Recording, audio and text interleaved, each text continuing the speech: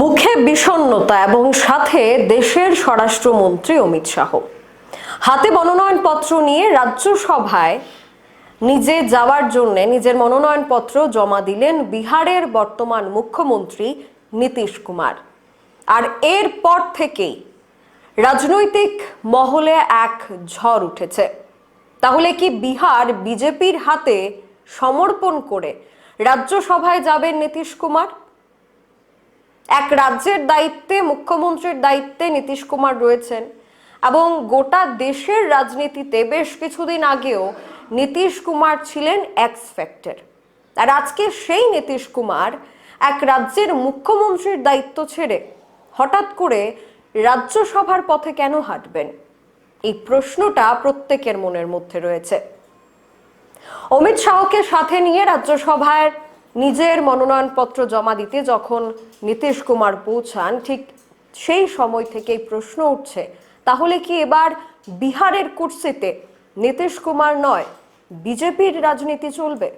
তাহলে কি রাজ্যসভায় বসছেন বিহারের মুখ্যমন্ত্রী নীতিশ কুমার? তাহলে কে হবেন বিহারের মুখ্যমন্ত্রী? এটাই এখন বড় প্রশ্ন। রাজনৈতিক মহলে গুঞ্জন, বিহারে এবার মুখ্যমন্ত্রী পদে বসছেন কোনো দলিত নেতা, আবার তিনি হবেন বিজেপি থেকেই।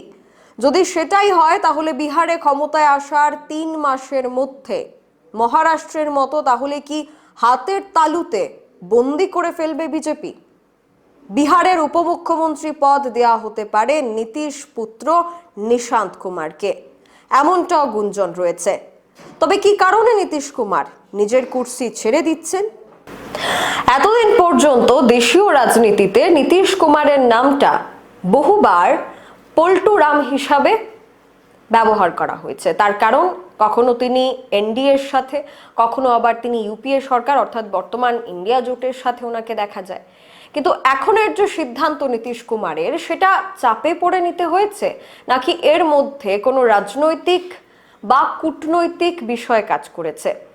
তাহলে কি নিজের ছেলেকে উত্তরাধিকারী হিসাবে বিহারের দায়িত্ব সামলানোর জন্য দিয়ে তিনি রাজ্যসভার দিকে হাঁটবেন, নাকি বিহারের কুর্সিতে বসবে বিজেপির নেতা, অর্থাৎ বিজেপি থেকে এবার বিহার মুখ্যমন্ত্রী পেতে চলেছে?